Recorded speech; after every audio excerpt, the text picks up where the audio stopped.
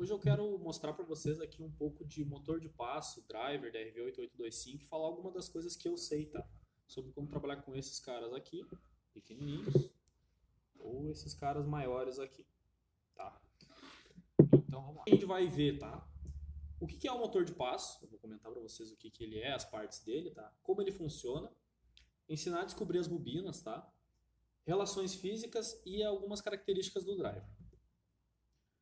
Aqui eu tenho duas fotinhos aqui para vocês entenderem o que é o motor de passo enquanto ele está assim, tá ok? Já pronto para ser usado, e um sem a parte da frente do estator aqui. Então tá, pessoal, aqui a gente vai ver como funciona o motor de passo. Ali ele é composto por um estator, que é essa parte de trás aqui dele, ó, toda essa parte preta e essa parte aqui, ó, prata dele, ó, isso é o estator. Isso aqui sai se a gente tirar esses parafusos, que estão aqui na verdade. Tirando esses parafusos, é esse aqui que a gente vai ver ali. Um estator, que é a parte que a gente aciona, tá? O rotor, que é essa parte aqui do meio, que tem esses dentinhos ali, ó, galera. O rolamento, tá? O eixo e os fios da bobina, que são esse cara aqui e o eixinho aqui. O que acontece? O estator, ele é defasado dos dentes da bobina, tá? Então, quando a gente aciona uma bobina, ele faz um encontro do dente do rotor com o do estator e energiza isso. Conforme esse cara aqui à direita, esse gifzinho está mostrando para nós. Ó. A gente energiza a A e deixa ela alinhada, o rotor com a bobina A. Desenergizando A e energizando a B, a gente vai fazendo isso. E assim o motor vai fazendo o movimento, esse movimento aqui. Tá, galera? Descobrindo as bobinas, eu vou botar um videozinho aqui de como funciona para a gente descobrir as bobinas, tá? Eu vou mostrar para vocês. Vou mostrar para vocês como a gente faz para descobrir quais as bobinas do motor de passo, caso a gente não tenha o datasheet dele, né? A gente tem 4 fios, esse é um motor híbrido de 4 fios, 2 bobinas. Então a gente vai procurando elas, ó, com o multímetro na escala de continuidade, tá? Ou resistência, bota uma resistência baixa. E com as duas ponteiras, ó, casualmente achei uma bobina na primeira aqui. Esses dois fios não são, nem esses dois fios, tá? Então é azul e amarelo, vermelho e verde. Outra dica, caso vocês não tenham multímetro em mãos, estão em campo, ó, estão vendo que eu consigo girar o eixo do motor aqui facilmente. Caso a gente pegue essa bobina, uma das bobinas, ou a gente vai fazendo essa combinação até achar, né? E fecha um curto aqui, ó. A gente tem uma grande dificuldade para girar esse eixo de motor. Porque como ele é um ímã, essa corrente que eu estou gerando aqui dentro, ela não tem para onde ir, ela fecha um curto aqui. Então ela dá uma travada no eixo também. Quando a gente solta,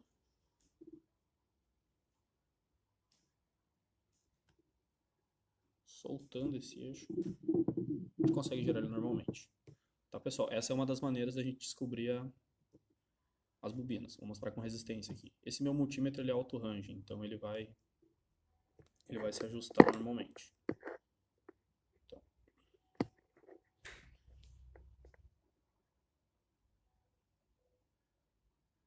uma escala muito alta, uma escala muito baixa. Logo essa é a bobina, né? Uma medida de resistência muito baixa. E essa outra. Ok, pessoal? Vamos falar um pouquinho sobre as relações físicas do motor de passo, tá? Torque, velocidade e ressonância. O torque e a velocidade, o que acontece? Quanto mais velocidade tu tem, menos tu tem torque. Logo, eles são inversamente proporcionais. A ressonância. O que é a ressonância? A ressonância é quando o motor, quem já trabalhou com motor de passo sabe que às vezes a gente coloca algumas características nele, elétrica, que ele começa só a vibrar o eixo e não move. Em motores pequenos, que nesse NEMA 17, isso é muito comum acontecer em 120 ppm, pulsos por segundo, ou hertz.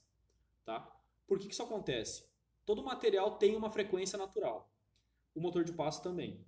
Quando a gente injeta condições de corrente, tensão e a frequência, a gente pode acabar encontrando essa frequência de ressonância do motor de passo. E isso é um problema, porque nela a gente não tem controle sobre o motor. O motor só é acionado, mas ele fica girando o eixo. A gente não tem controle de posição, nem torque. A gente perde torque nisso. Como a gente soluciona esse problema? A gente encontra essa frequência. Encontrando essa frequência, a gente pega e passa o mais rápido possível por ela com o nosso gerador de frequência, digamos assim. Eu vou usar um Arduino, tá? Que é uma CPB, na verdade, tá? É uma placa pronta para a indústria, que eu vou detalhar um pouco mais depois para vocês. E a gente, em código, tenta passar o mais rápido possível por essa frequência. Ela é uma frequência curta, tá? Eu encontrei desse motor aqui próximo a 200 Hz. Foi o que eu injetei no driver para gerar a ressonância dele. Então, quando a gente vai chegando ali em 180, 170 Hz, a gente tenta dar um salto, onde a gente não vai perder torque, porque ele vai passar muito rápido por essa frequência, e não vamos perder posição também, tá bom? O que acontece com o torque? Por que o torque é desproporcional à velocidade? Quanto mais a gente coloca a velocidade, mais a bobina gira. Então, mais o rotor aqui dentro ele vai girando, porque os estatores estão mudando muito rápido de velocidade lá dentro. Eles estão se energizando e desenergizando muito rapidamente. Isso vai perdendo torque, porque a bobina fica menos tempo energizada. Ou seja, o motor fica menos tempo em uma posição de bobina. Então, quanto maior a nossa velocidade, mais a gente consegue, mais a gente vai perder torque. Como eu já disse, é bom frisar, porque às vezes a gente acha que o motor de passo ele é quase um deus, assim, que tem velocidade, torque, tudo. E não é bem assim. Ele tem realmente uma posição muito boa, um controle de posição, mas ele tem esse cobertor curto, que é quanto mais velocidade precisa, menos torque tu tem. Uma outra questão é o microstep. O microstep também faz perder torque. Por quê? Porque o microstep ele é uma condição em que a gente coloca mais passos no motor, vamos dizer assim, de maneira eletrônica. Ou seja, esse motor ele tem 1.8, conforme ali, ó, ele tem 1.8 ângulo a cada passo, digamos assim. Cada girinho desse aqui, ele dá 1.8, tá? Então, o que acontece? Se a gente bota... Ele precisa de 200 pulsos para dar uma volta, tá, pessoal?